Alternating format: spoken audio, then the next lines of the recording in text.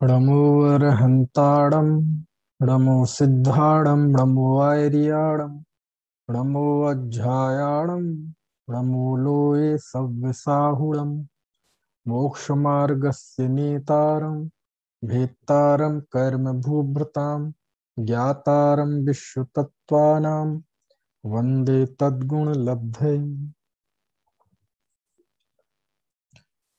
तत्वार्थ सूत्र 9वां अध्याय, 9वें अध्याय का 6वां सूत्र चल रहा है। उत्तम क्षमा मार्दव आर्जव शौच सत्य संयत तपस्त्यागा किंचन्य ब्रह्मचर्याणि धर्मः। ये 6वां सूत्र आचार्य ने संवर के कारण गिनाए थे। दूसरे सूत्र में समिति, गुप्ती, समिति, धर्म, अनुप्रेक्षा, परिषयजय और चारित्र, गुप्ती और समिति की बात हो चुकी है। अब तीसरा जो संवर का कारण है धर्म, उसकी बात इस सूत्र में है। गुप्तियां हो तो सबसे अच्छा है, लेकिन उसमें स्थित न रह पाए तो जीव समिति रूप प्रवर्तन करे।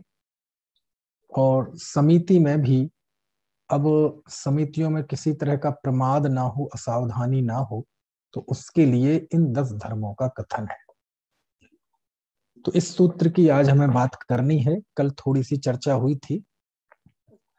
ये 10 धर्म 10 नहीं है ना, ये एक ही है, क्योंकि अंत में धर्मः ऐसा एक वचन का प्रयोग किया, क्योंकि धर्म तो जो उत्तम स्थान में धरे उसका नाम धर्म है। ठीक है, अनेक परिभाषाएं हैं। समता भाव का नाम धर्म है, आत्म स्वरूप में रमणता का नाम धर्म है, वस्तु के स्वभाव का नाम धर्म है, रत्नत्रय धर्म है, दया का नाम धर्म है।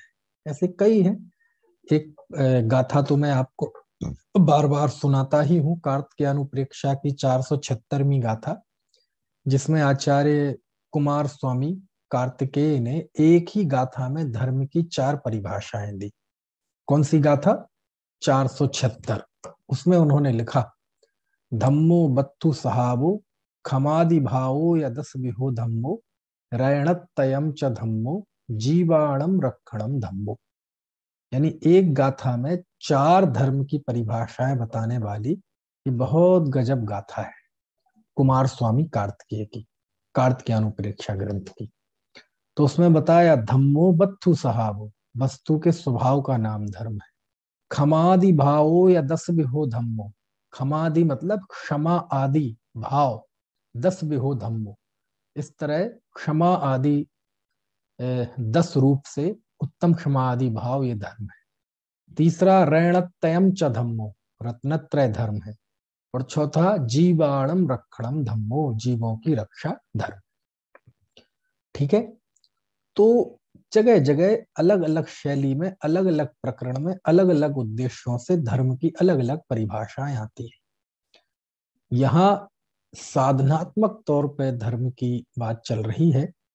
तो यहाँ कोई जीव समिति में रत है, तो समिति में कैसे वह अप्रमादी होकर, प्रमाद व असावधानी से रहित होकर वह उसका पालन करे, तो उसके लिए 10 धर्मों का कथन आया है।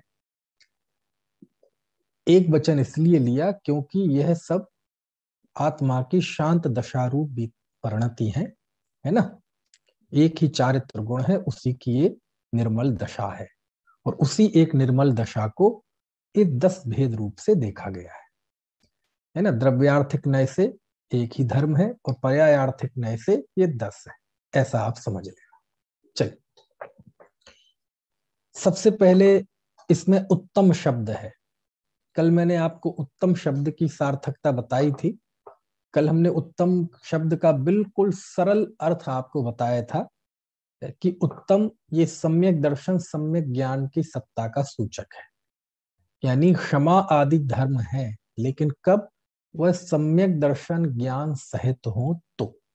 यानी मिथ्या दृष्टि जीव के कोई उत्तम क्षमा आदि धर्म नहीं होते। जो जीव सम्यक दृष्टि है, सम्यक ज्ञानी है, उन्हीं जीवों के होते हैं, और उन्हीं संबर भी उन्हीं जीवों के होता है। मिथ्या दृष्टि को तो कोई संबर होता नहीं। मिथ्या दृष्टि को कदाचित जो अकाम निर्जरा होती है अथवा पाप है ना, पुण्य में संक्रमित हो जाता है, वो सब वो संबर तत्व नहीं है, है ना। वो संबर तत्व नहीं है जिससे मुक्ति मार्ग हो।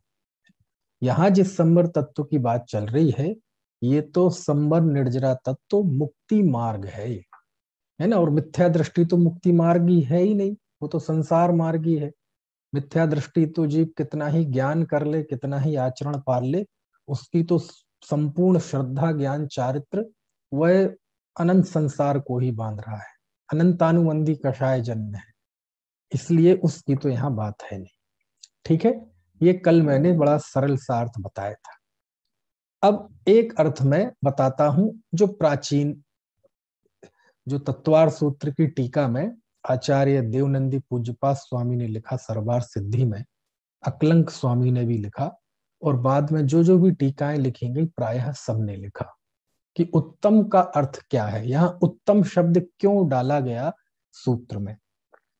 तो उन्होंने उत्तम के लिए लिखा दृष्ट प्रयोजन की निषेध के लिए। ये दृष्ट प्रयोजन क्या होता है? प्रयोजन यानी उद्देश्य, और दृष्ट प्रयोजन मतलब दिखाई देने वाले उद्देश्य। दिखाई देने वाले उद्देश्य यानी जो लोक में प्रतिष्ठा है, लोक में प्रशंसा है, लोक के कोई काम जिससे सिद्ध होते हो, है ना, तो वो सब कहलाएंगे दृष्ट प्रयोजन। ठीक है, जैसे किसी बहुत व्यक्ति सीधा है, क्षमाशील है, तो उसके कारण उसकी लोक में बहुत प्रतिष्ठा होती है ना, लोक में उसकी बहुत क्षमावान है, उसका सत्कार होता है, पूजा होती है, तो ये कहलाएगा दृष्ट प्रयोजन। ये क्या कहलाएगा? दृष्ट प्रयोजन यानी सांसारिक प्रयोजन। ठीक है, कोई जीव मान लीजिए व्रत आदि ले ले, संयम ले ले, सत्य वचन बोले, ब्रह्मचर्य ले ले, तो उसकी लोक में बहुत प्रतिष्ठा होती है, लोग सम्मान करते हैं, जय जयकार करते हैं, है ना, बड़े बड़े मंत्री संतरी चरणों में झुकते हैं। तो ये सब कहलाएंगे दृष्ट प्रयोजन। ये कौन से कहलाते हैं? ये सब दृष्ट प्रयोजन, सांसारिक प्रयोजन जो दिखाई देते हैं, जो लोक में सबको दृष्टिगोचर होते हैं, है ना। तो ऐसे दृष्ट प्रयोजन के निषेध के लिए आचार्य ने कौन से शब्द का प्रयोग किया? उत्तम। यानी ये क्षमा आदि ऐसे भाव हैं जो लौकिक प्रयोजन के लिए नहीं बल्कि अलौकिक प्रयोजन के लिए होते हैं, कर्म क्षय के लिए होते हैं, और यहाँ के प्रकरण के अनुसार किया जाए अर्थ तो कर्म के संबर के लिए होते हैं, है ना। तो क्षमा धर्म है, लेकिन कौन सी क्षमा? जो कर्म के संबर के लिए होती है, बल्कि लौकिक प्रयोजन के लिए, लोक में प्रतिष्ठा के लिए नहीं होती। हाँ, जो कर्म के संबर के लिए क्षमा आदि भावों को करता है, अब उससे स्वाभाविक तौर पर लोक में सम्मान मिल जाए तो वो बात अलग है, उसके लिए वो ये नहीं करता। तब के प्रसंग में उदाहरण दिया था ना कि जैसे कोई किसान है, वो अनाज के लिए खेती करता है। अब अनाज बढ़िया हो और स्वतः ही भूसा अच्छा हो जाए तो हो जाए, भूसे की उसे इच्छा नहीं है, भूसे के लिए वो फसल नहीं करता। तो ऐसे ही कोई कर्म के संबर के लिए, आत्महित के लिए, ठीक है, आत्मिक उन्नति के लिए जब क्षमा आदि का पालन करता है तो वो उत्तम क्षमा है। यदि कोई लोकेशणा के लिए, संसार के लिए, संसार की सफलता के लिए, लोक में प्रतिष्ठा के लिए, जय जयकार हो हमारी, लोग हमारी तारीफ करें, परलोक में मुझे सुख की प्राप्ति हो, यदि इन सब कारणों से यदि वो क्षमा का पालन करता है तो उसका निषेध कौन से शब्द के द्वारा हो जाता है? उत्तम शब्द के द्वारा। ठीक है, तो कहते हैं क्षमा संवर का कारण नहीं है, उत्तम क्षमा संवर का कारण है। यानी जो मोक्ष मार्गी जीव कर्म के संवर के लिए जो क्षमा धारण करता है वो उत्तम क्षमा है। बाकी जो लोकेशणा के लिए, सांसारिक सुख के लिए है, दृष्ट प्रयोजन के लिए है, वह उत्तम क्षमा नहीं है। ठीक है, तो उत्तम शब्द का क्या अर्थ है? उत्तम शब्द का प्रयोग क्यों किया? उत्तम शब्द की सार्थकता क्या है? दृष्ट प्रयोजन के निषेध के लिए। काय के लिए?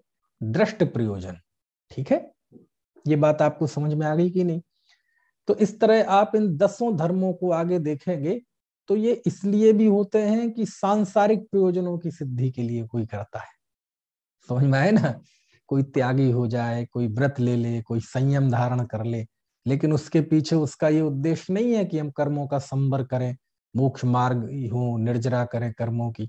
उसका उद्देश्य बस यश है, प्रशंसा है, लोक में हमारी जय जयकार हो, लोक में हमारा ग्लैमर हो, या कोई दुनिया से परेशान होके ले ले, है ना, या किसी डर से ले ले, या बेरोजगारी थी या घर में कलह थी इसलिए कोई इनको अंगीकार कर ले।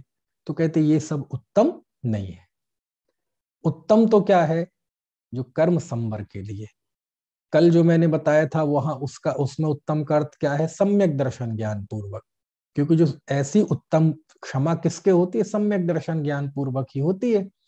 क्योंकि सम्यक दृष्टि के 8 अंग होते हैं, और 8 अंग में एक निहिकांक्षित अंग है।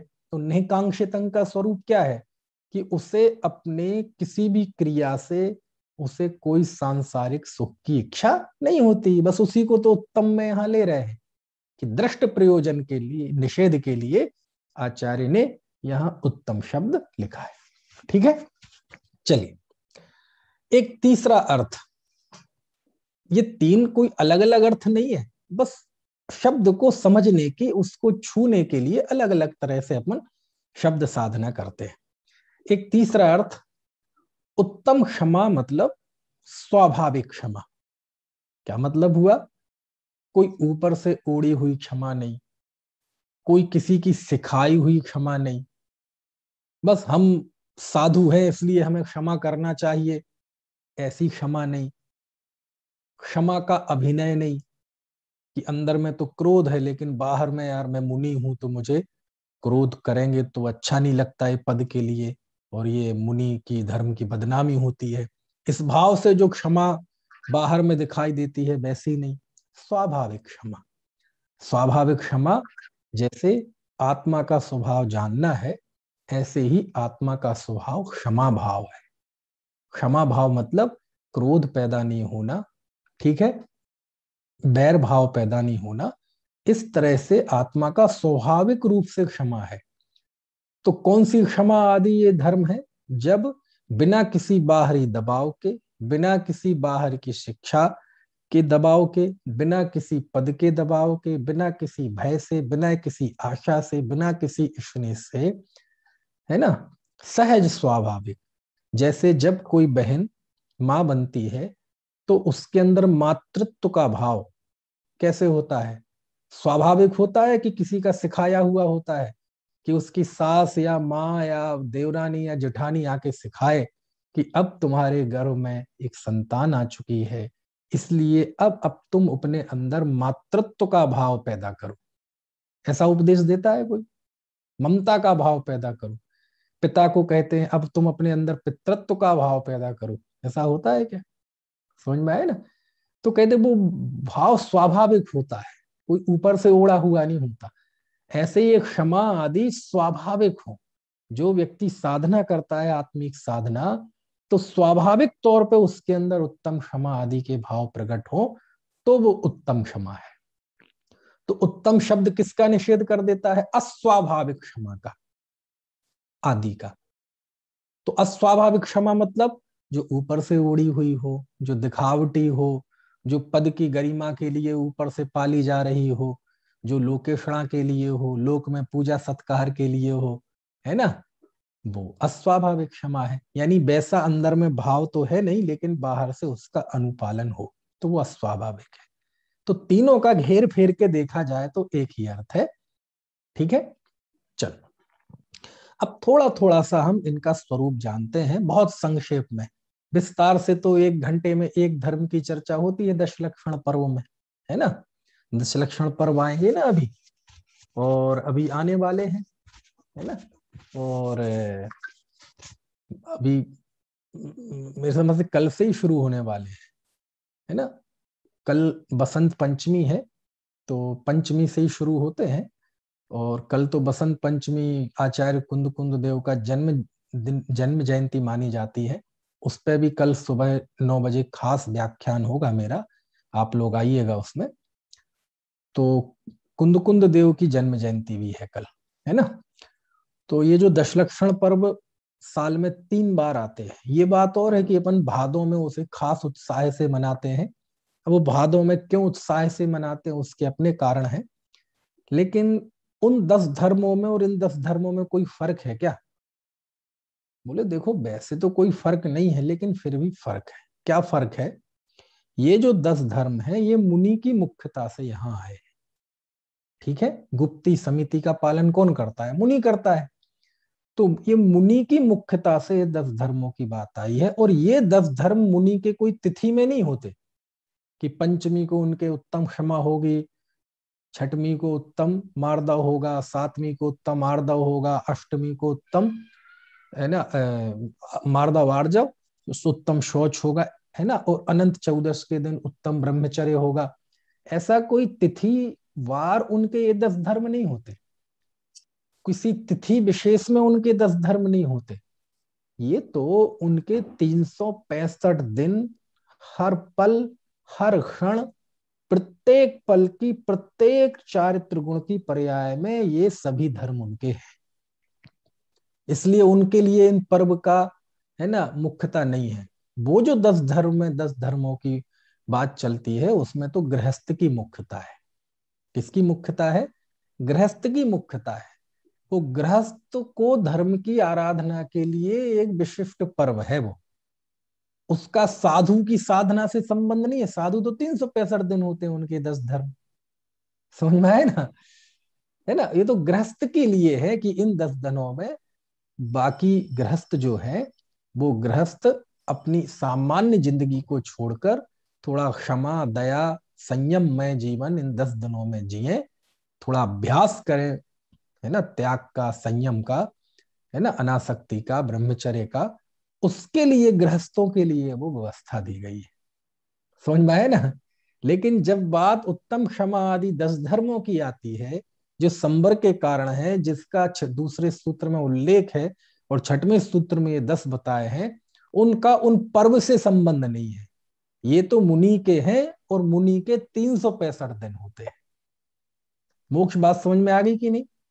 और वैसे भी अच्छा बताओ, जैसे ये क्षमा आदि धर्म सब सुख रूप है, ठीक है, इनके विरोधी भाव कौन से हैं? क्रोध, मान, माया, लोभ।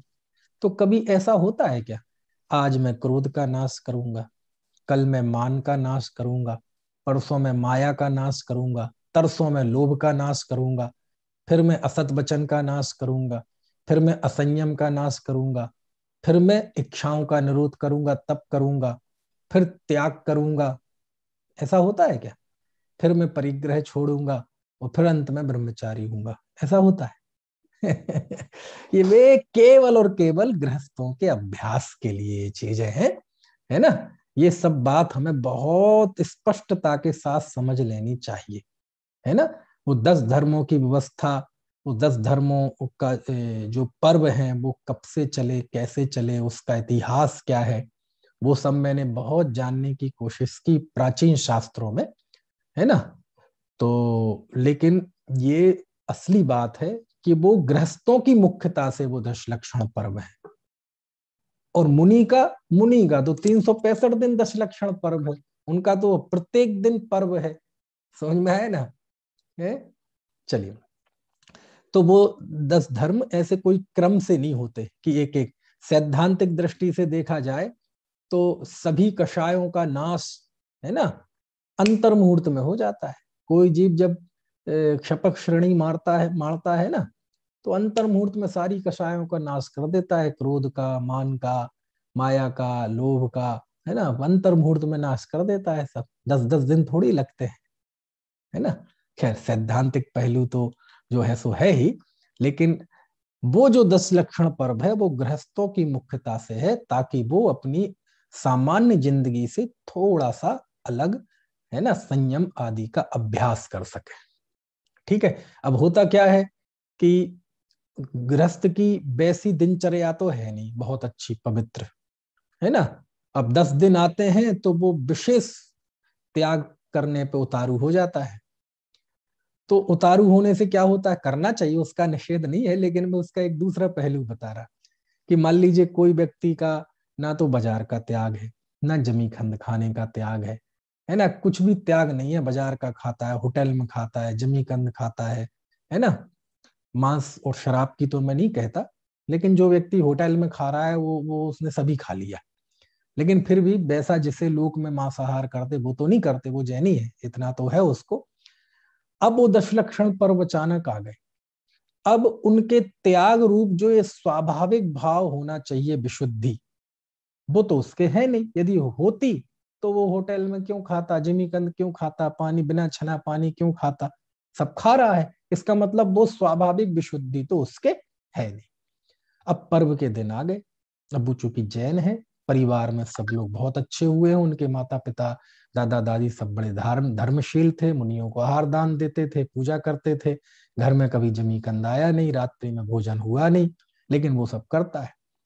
तो अब क्या होता है कि वो परिवार के लिए, अरे यार मैं जैन हूँ, थोड़ा पुण्य कमा लो, पाप ज्यादा नहीं करना चाहिए, थोड़ा 10 दिन में थोड़ा जितना है इस कंप्यूटर को फॉर्मेट कर दो ताकि उसमें से सारे वायरस निकल जाए, तो इन 10 दिनों में थोड़ा पुण्य कर लो।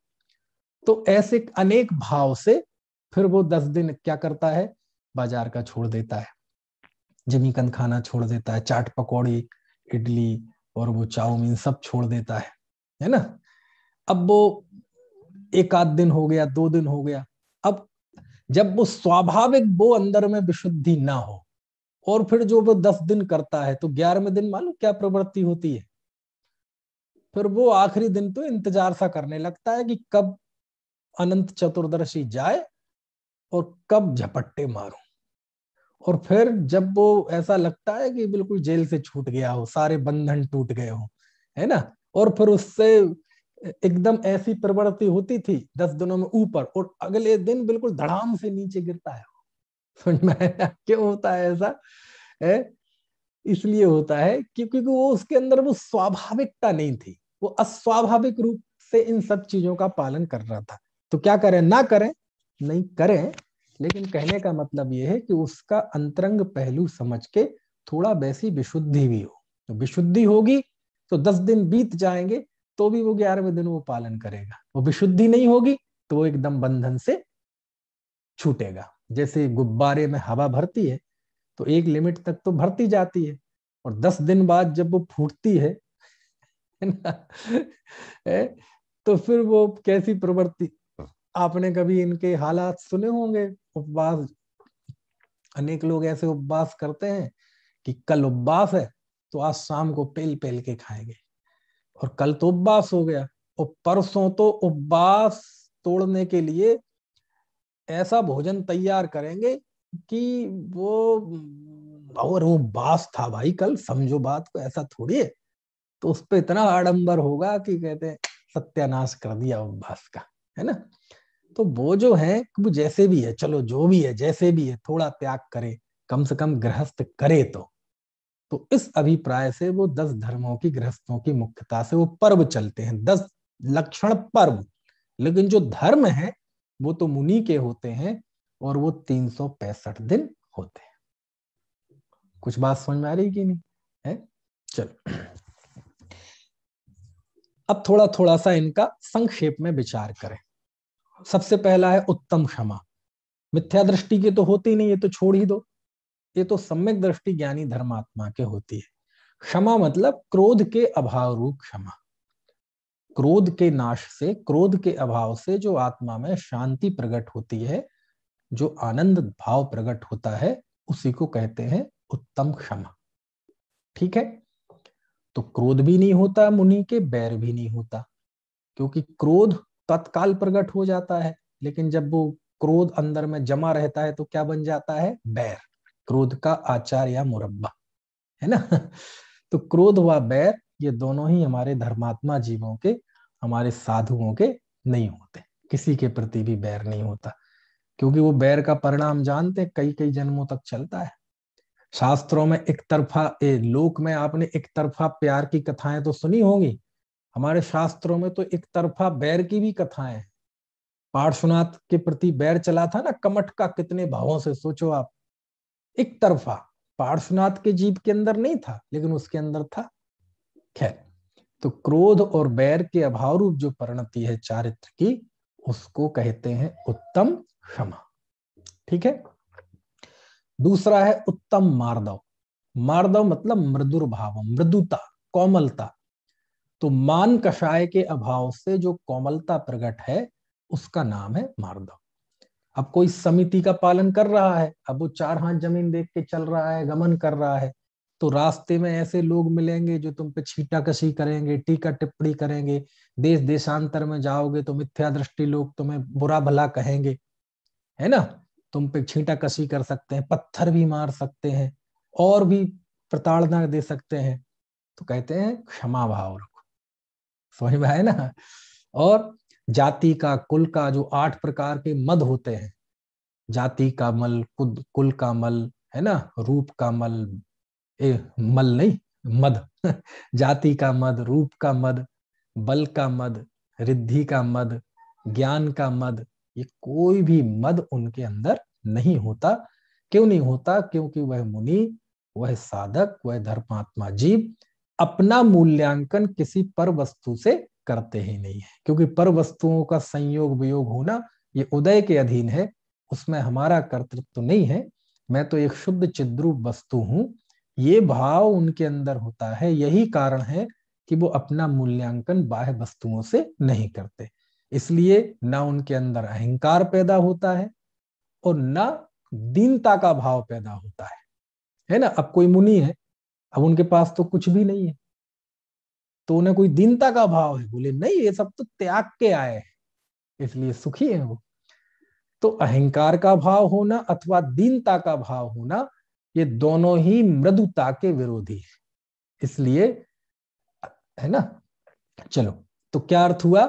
मान कषाय के अभाव से जो कोमलता का भाव है, स्वाभाविक कोमलता, निरभिमानता ऐसी नहीं दूसरों को दिखाने के लिए कि मैं मुनि हूं, मैं यदि मैं अहंकार करूंगा तो लोग कहेंगे कैसे होते हैं जैन साधु, ऐसा नहीं। स्वाभाविक तौर पे उन्हें जाति का, रूप का, कुल का, ज्ञान का ऐसा कोई मद होता ही नहीं है ना। बहुत ज्ञान हो गया तो मैं बहुत ज्ञानी मुनि हूँ और दूसरे लोग हैं उनको तो कुछ आता ही नहीं है, ऐसा बिल्कुल नहीं है। मैं रूपवान हूँ, ऐसा बिल्कुल नहीं है ना। मैं बहुत ऊंचे कुल का हूँ, राजघराने का हूँ, क्योंकि राजघराने से भी होते हैं ना साधु। और ये जैन धर्म तो मुख्यतः क्षत्रियों का धर्म था, और क्षत्रियों तो राजा वगैरह क्षत्रिय होते थे। तो ये तो भारतीय संस्कृति है, क्षात्र धर्म है कि क्षत्रिय राजा जो होते थे राज्य करते थे और जीवन के अंतिम समय में वो दीक्षा अंगीकार करते थे। तो वो उसकी अकड़ नहीं रहती थी उन्हें कि मैं राजघराने का हूं, है ना, मेरा रूप देखो, मेरा बल देखो, है ना, ऐसा कुछ नहीं। तो ऐसा जो मृदुता का भाव होता है, कोमलता का भाव होता है, एगो में सास सदो अप्पा णाण दंसण लक्षणों शेषा में बाहिरा भावा सब्बे संजोग लक्षणा।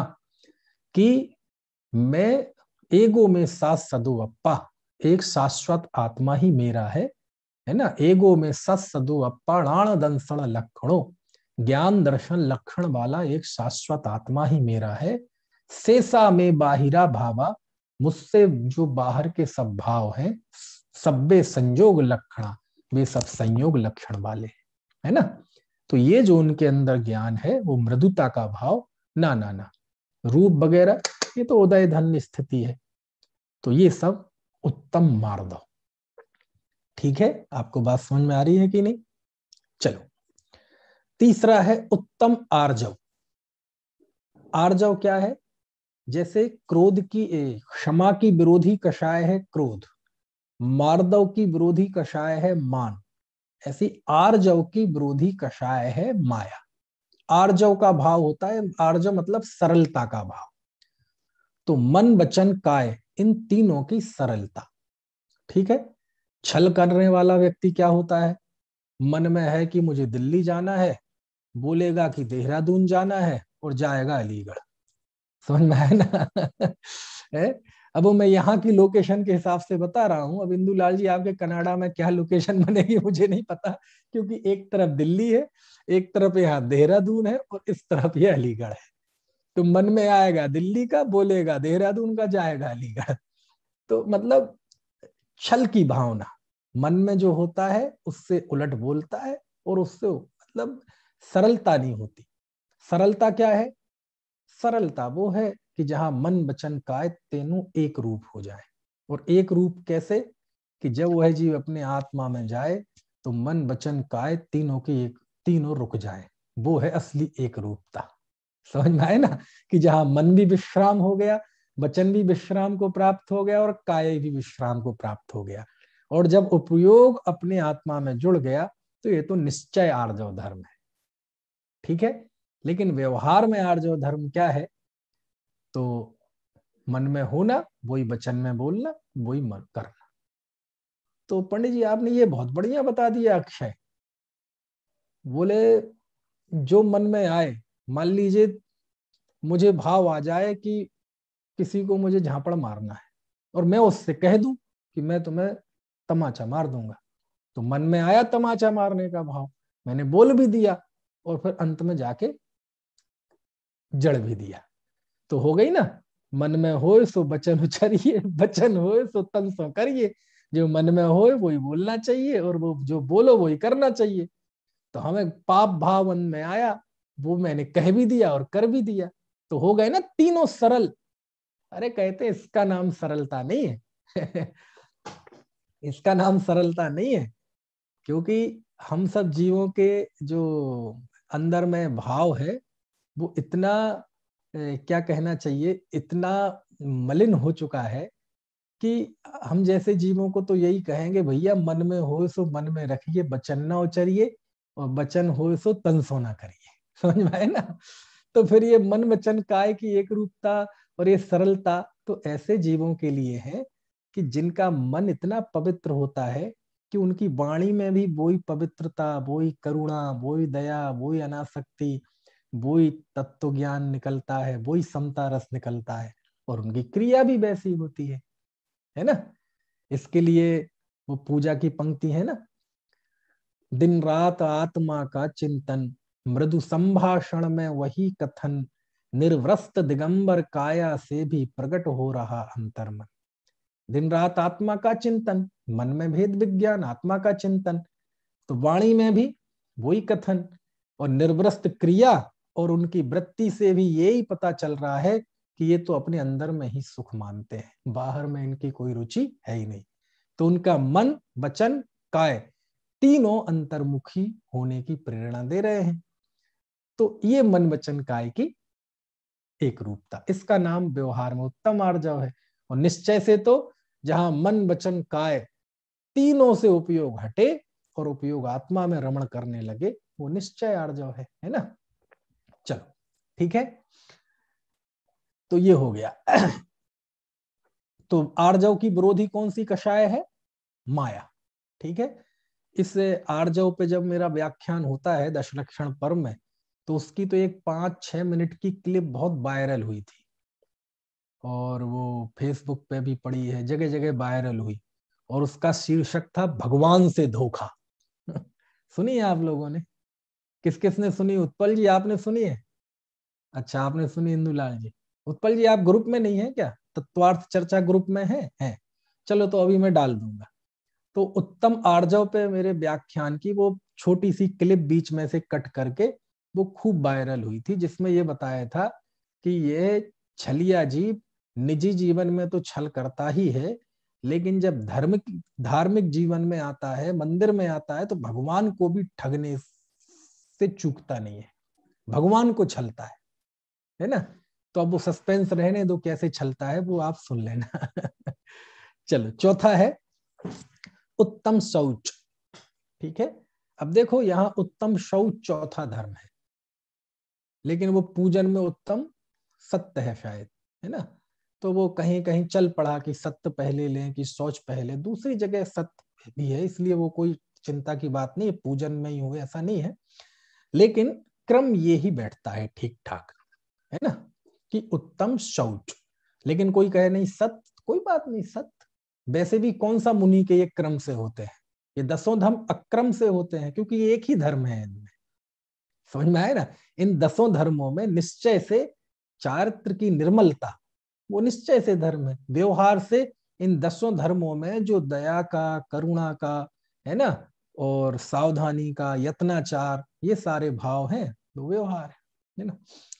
तो उत्तम शौच, शौच मतलब शुचिता, पवित्रता। तो लोभ कषाय के नाश से, लोभ कषाय के अभाव पूर्वक ये शौच धर्म प्रकट होता है ना। और आपने वो पढ़ा होगा दशलक्षण धर्म की पूजन में, उत्तम शौच सर्व जग जाना, लोभ पाप को बाप बखाना। लोभ को पाप का बाप कहा, क्यों? उत्पल जी ने कहा था कि ये लोभ चूंकि सबसे अंतिम तक चलता है, 10वें गुण स्थान तक, सूक्ष्म सांप्राय, इस दृष्टि से सबसे बड़ा पाप भी कहते हैं, है ना। तो ये उत्तम शौच धर्म लोभ कषाय के अभाव से प्रकट होता है, ठीक है। तो लोभ किसका? कई का लोभ होता है, लोभ रूप का लोभ, है ना, कई कई लोभ होते हैं, नाम का लोभ। तो लोभ नहीं होता, शुचिता, है ना। चलो, फिर पांचवा है उत्तम सत्य।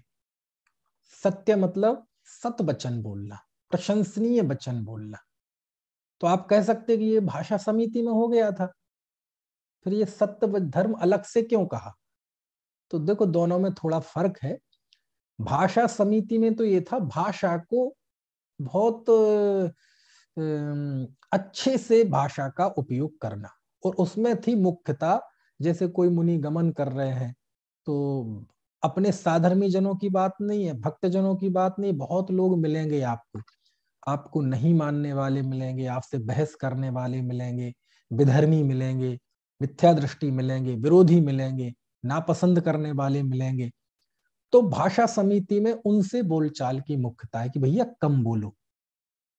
यदि श्रुत सागर उनसे बहस नहीं करते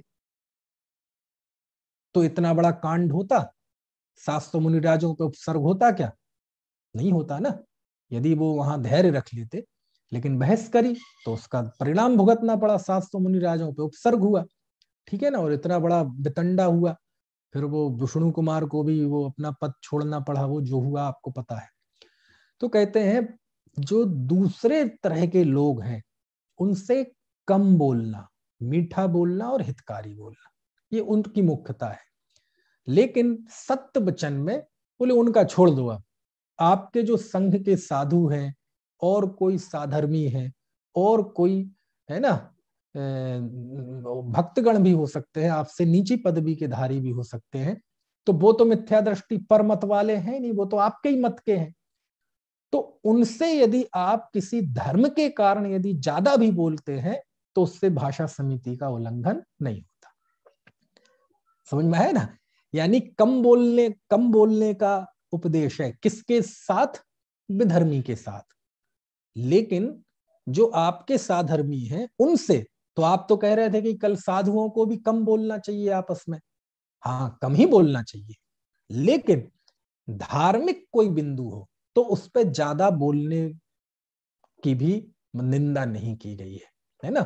मान लीजिए कोई साधर्मी हो और उनसे आप उपाध्याय परमेष्ठी हो, आप उनसे कोई बात समझना चाहते हो, तो हाँ, तो आप पूरे कॉन्सेप्ट क्लियर कीजिए। वैराग्य वृद्धि की बात हो रही हो, तत्व चर्चा हो रही हो, तो खूब बोलिए, खूब चर्चा कीजिए, उसका निषेध नहीं है। किसी को समझाना हो, किसी को तत्वोपदेश देना हो, तो आप पूरी न्याय से, युक्ति से, उदाहरण से तत्वोपदेश दीजिए, उसका निषेध नहीं है ना।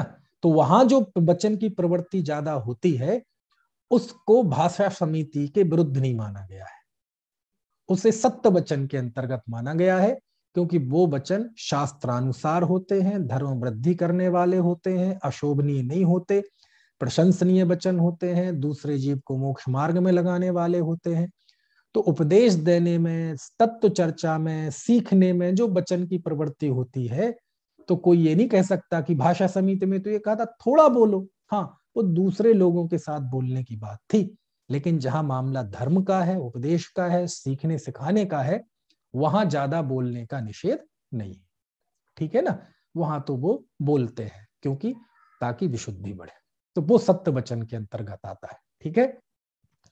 10 प्रकार के सत्य बताए हैं, कभी सुनना उत्तम सत्य का व्याख्यान मेरा, उसमें मैं 10 प्रकार के सत्य बताए हैं। जनपद सत्य, संभावना सत्य, बहुत तरह के। हमारे यहाँ जो सत असत का स्वरूप बताया है ना शास्त्रों में, इतना मार्मिक है, इतना मार्मिक है। सत्य मतलब सत्य नहीं, सत्य मतलब केवल जो है वैसा बोलना नहीं, उसका नाम सत्य वचन नहीं है। सत्य का क्या अर्थ आया था, हम पहले पढ़ चुके, प्रशंसनीय वचन, प्रशस्त वचन, उसका नाम सत्य वचन है ना। अंधे को अंधा कहो तो कहेंगे ये सत्य वचन है, बोले नहीं है सत्य वचन। क्यों, अंधे को अंधा कहना सत्य वचन नहीं है, बोले नहीं है। क्यों, प्रशंसनीय नहीं है ना, ये वचन प्रशंसनीय नहीं है, ये उसे कष्ट देगा। समझ में आया ना। जैसे बहुत अच्छी बात है, कितनी चर्चा करें, अभी तो हमें इस सूत्र में जितनी जरूरी है उतनी करते हैं। फिर अगला है उत्तम संयम। संयम मतलब संयमन करना, तो है ना, प्राणी संयम, इंद्रिय संयम। तो 6 काय के जीवों की हिंसा से विरति, उनके दयारूप परिणाम, और 5 इंद्रिय और मन के जो विषय है भोग, उनसे निवृत्ति रूप परिणाम। तो अपने आप को संयमित करना, उसका नाम उत्तम संयम है। ठीक है।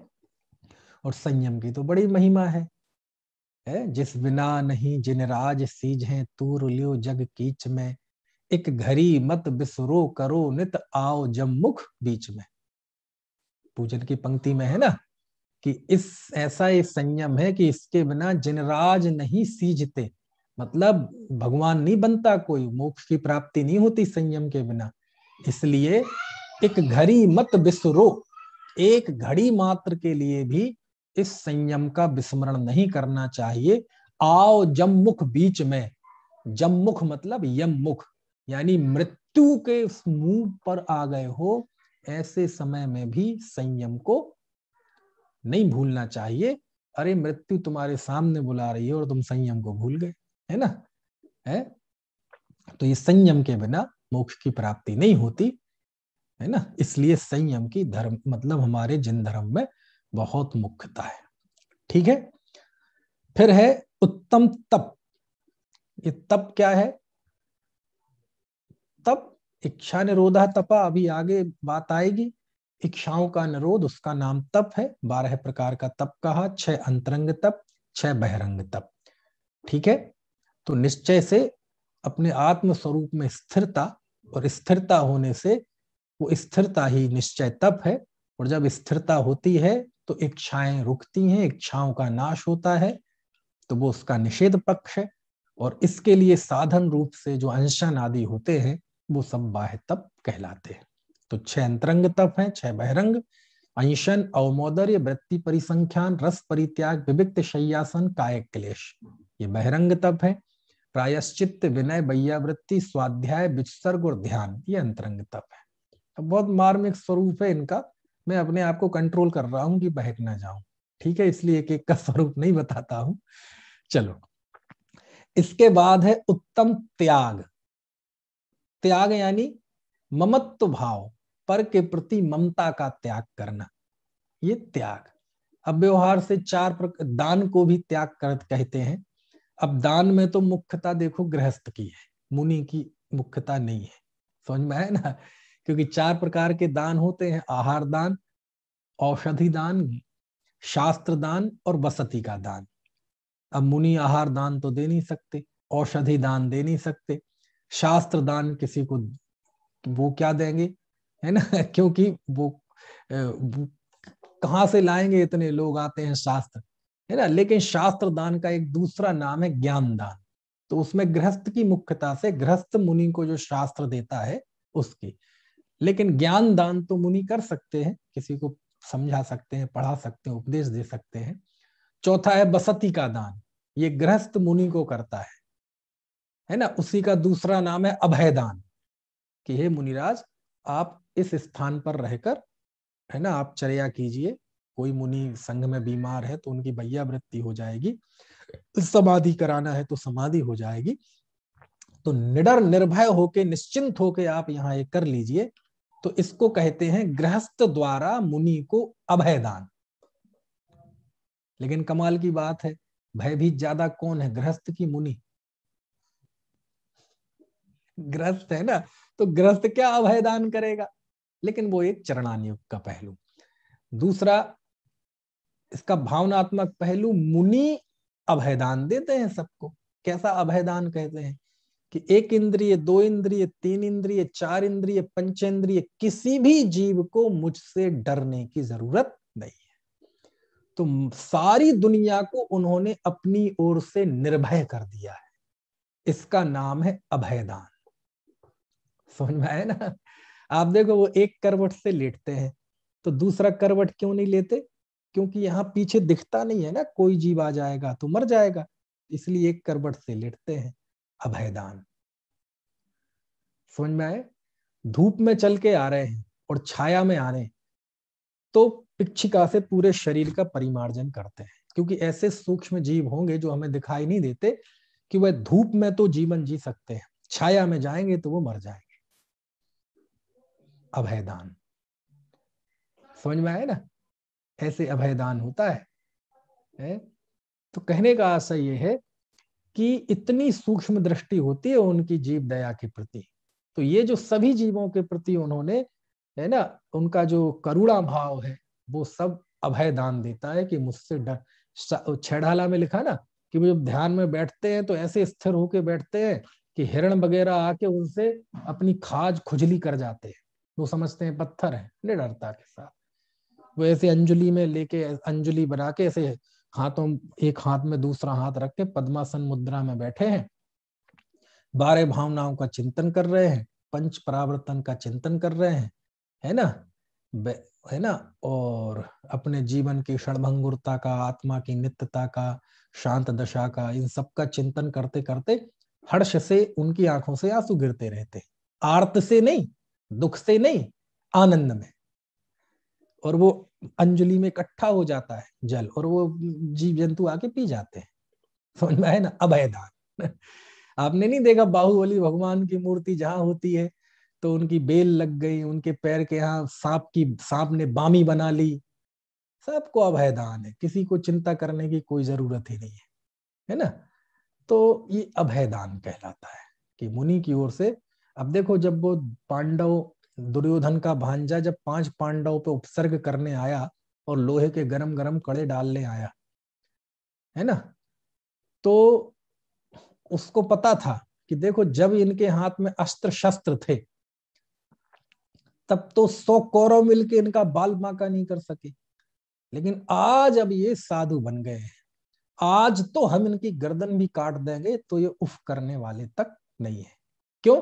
क्योंकि अब ये समता भाव वाले हो गए, इनने सारी दुनिया को अभय दान दे दिया है, अब इनसे हमें कोई खतरा नहीं है। और फिर वो 5 पांडवों को लोहे के गर्म कड़े पहनाता है। तो अजमेरा जी, मुनि के इस वास्तविक स्वरूप का ज्ञान तो उस उपसर्ग करने वाले को भी था। समझ में आया ना? तो भक्तों को तो कितना होना चाहिए, सोचो आप, है ना? तो खैर, तो ये अभयदान। तो जब भी त्याग की बात आती है तो दान की बात आती है, लेकिन दान और त्याग में बेसिक फर्क है, लेकिन व्यवहार से दोनों को एक कहा जाता है। ठीक है, चलिए। इसके बाद है उत्तम आकिंचन्य। आकिंचन्य मतलब किंचित भी मेरा नहीं है, यानी परिग्रह के प्रति ममत्व भाव का त्याग, ये किंचित भी मेरा नहीं है। ऐसे अपरिग्रह की जो दशा होती है ना, उसका नाम है अकिंचन्य। अब देखो, लोक में अकिंचन्य मालूम किसे कहते हैं? जो बिल्कुल, जिसके पास कुछ नहीं हो उसे अकिंचन्य कहते हैं। मतलब जो बेचारा गरीब हो, दीन हो, कुछ नहीं हो उसके पास, अभावग्रस्त, उसे अकिंचन्य कहते हैं, है ना? हमारे यहाँ अकिंचन्य धर्म है। क्यों? धर्म उस अनुभूति का नाम है कि मेरा कुछ नहीं है। समझ में आया ना? वो गरीब भिखारी इसलिए दुखी है कि मेरे पास कुछ नहीं है जी, है कुछ नहीं, लेकिन सारे संसार को पाने की वासना, इसलिए दुखी है। और मुनिराज ने निर्णय कर लिया है, संसार में मेरा परमाणु मात्र भी नहीं है। अहमेक को खलु शुद्धो दंसणाणमयो सदा रूबी रवि अथ मज्ज किंचिवी अंडम परमाणु में तंपी।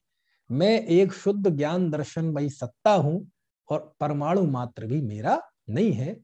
ये जो चिंतन विकसित हुआ और इससे जो शांत दशा प्रकट हुई, उसका नाम है अकिंचन्य धर्म। समझ में आया ना?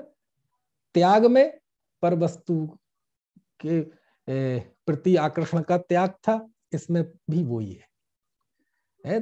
अब सच बात यह है कि जैसे कहते त्याग कर दिया, पर वस्तु का त्याग, तो भैया जो अपनी निधि होती है, अपनी वस्तु होती है स्वभाव, उसका कभी त्याग नहीं होता, और जिसका त्याग होता है वो अपनी होती नहीं है वस्तु।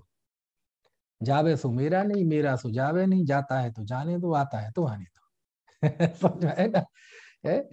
तो ये एक निश्चिंतता, निर्भयता की बात हो गई।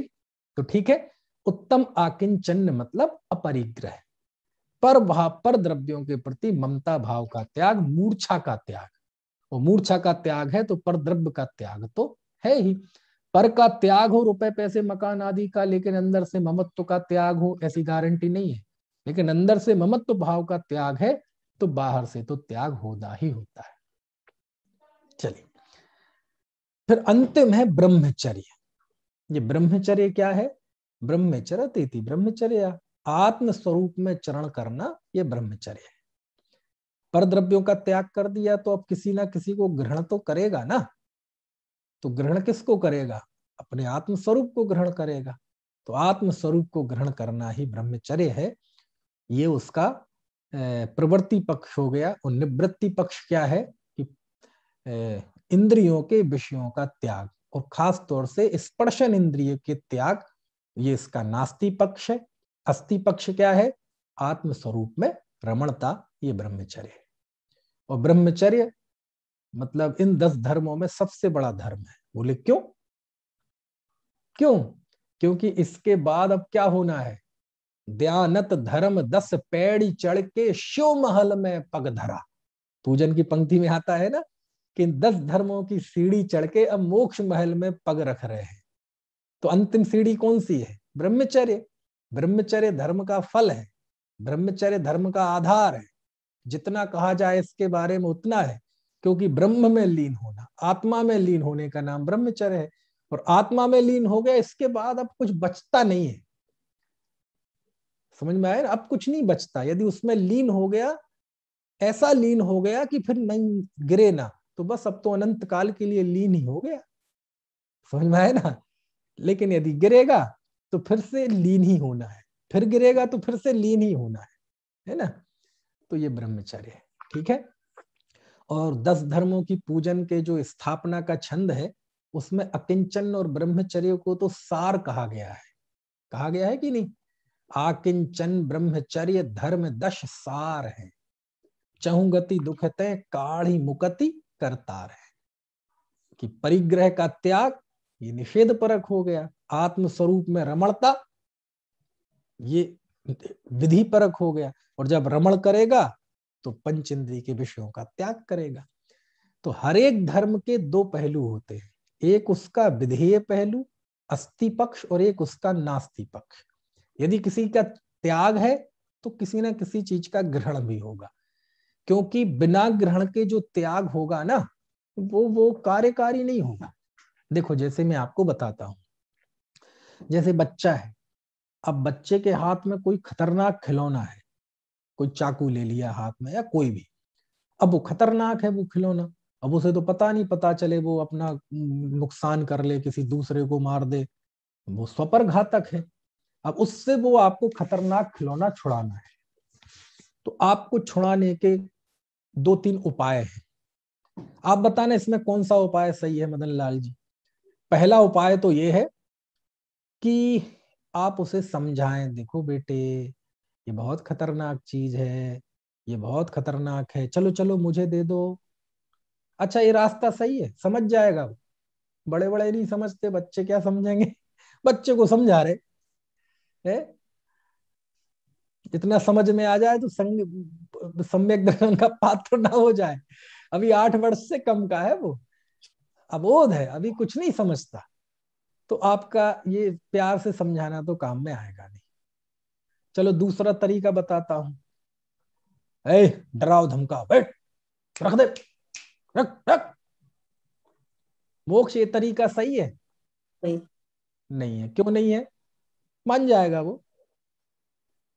नहीं अच्छा माने। एक बात बताओ, मान लीजिए उसके पिताजी पुलिस वाले हैं, और उनके बगल में बंदूक फंसी हुई है और उसके सिर पे कट्टा लगा दें।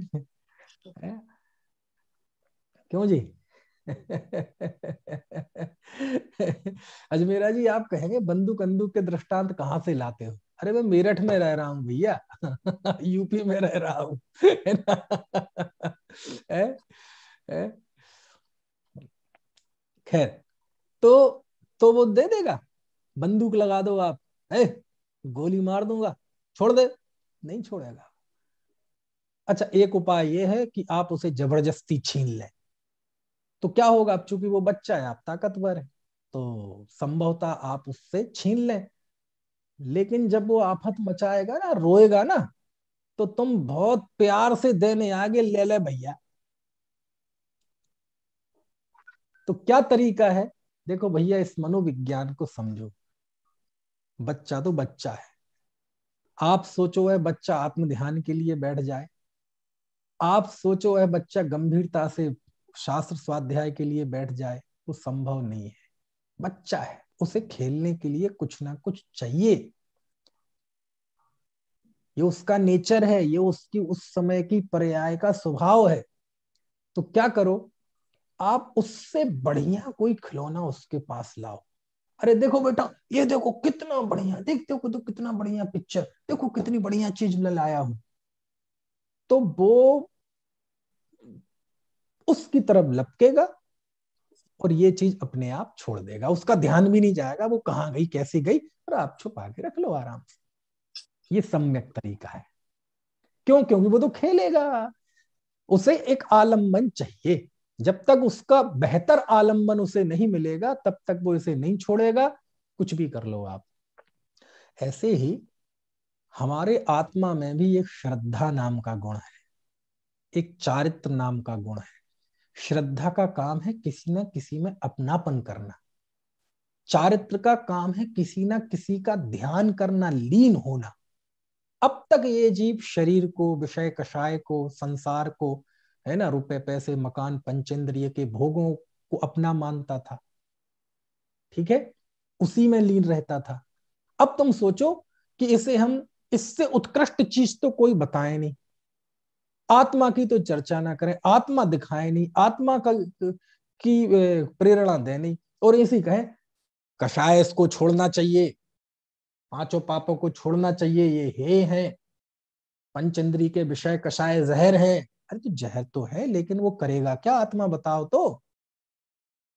तो पहले उसको उत्कृष्ट चीज बताओ, जैसी कुंद कुंद देव ने बताई। अधिसय माद समत्थम विषयातीदम अणोबमलंतम, है ना, विषय संसार इंद्रिय सुखों की निंदा की कि ये छोड़ने लायक है, लेकिन ये छोड़ने लायक है तो फिर ग्रहण करने लायक क्या है? तो ग्रहण करने लायक बताई कि ये संसार के सुख हैं, ये क्षणभंगुर है। आत्मीय सुख एक बार हो जाए और यदि पुरुषार्थ रहे तो अनंत काल तक चलेगा। संसार के सुख पराधीन है, इसमें पुण्य का उदय चाहिए, वस्तु चाहिए, लेकिन आत्मिक सुख स्वाधीन है। संसार का सुख आकुलतामय है, दुखमय है, आत्मिक सुख निराकुलतामय है। समझ में आया ना? संसार के सुख में अंत में क्लेश ही हाथ लगता है। ऐसे उन्होंने तुलना की और कहा, हे जीव, अतीन्द्रिय सुख को प्राप्त करो। तो आपको अच्छा विषय लाना पड़ेगा सामने, तब वो छोड़ेगा। तो जब भी चीज किसी का त्याग होगा तो पहले ग्रहण भी होगा साथ में। धर्मात्मा जीव किस बल पे त्याग कर देता है? भाई सारा संसार जिन भोगों के पीछे भाग रहा है, वह जीव क्यों नहीं भाग रहा? उसने क्यों त्याग कर दिया? क्योंकि उसको इससे उत्कृष्ट वस्तु मिल गई है। वो कौन सी? वह अतीन्द्रिय सुख मिल गया है, आत्मिक सुख मिल गया है, समता भाव में स्थित हो गया है, इंद्रिय आनंद का भोग करता है, आत्मा मिल गया है। इसलिए अब उसका ध्यान उस तरफ नहीं जाता, दृष्टि उस तरफ नहीं जाती। तो जब किसी चीज का त्याग होता है तो उसके साथ उससे उत्कृष्ट वस्तु का ग्रहण होना चाहिए, तब वो त्याग सच्चा है। समझ में आया ना? तो ब्रह्मचर्य मतलब विषय कषाय का त्याग करके आत्म स्वरूप में स्थिरता, और ये लीनता हो जाए तो बस फिर क्या है, जय जय नाथ परम गुरु हुए। ठीक है, तो इस तरह ये उत्तम क्षमा आदि का स्वरूप हमने समझा। ठीक है, कितनी बातें समझी? धर्म एक वचन, क्योंकि धर्म एक ही है, और उत्तम शब्द का अर्थ क्या है? एक अर्थ दृष्ट प्रयोजन के निषेध, है ना, लौकिक सांसारिक प्रयोजनों के निषेध के लिए उत्तम शब्द लिखा। दूसरा, उत्तम शब्द का अर्थ है सम्यक दर्शन ज्ञान। और तीसरा, उत्तम यानी स्वाभाविक, स्वाभाविक क्षमा, स्वाभाविक मार्दव। इस तरह से ये सब संवर के कारण है। आपको कोई प्रश्न पूछना हो तो पूछ लीजिए, नहीं तो फिर इसके आगे कल बात करेंगे।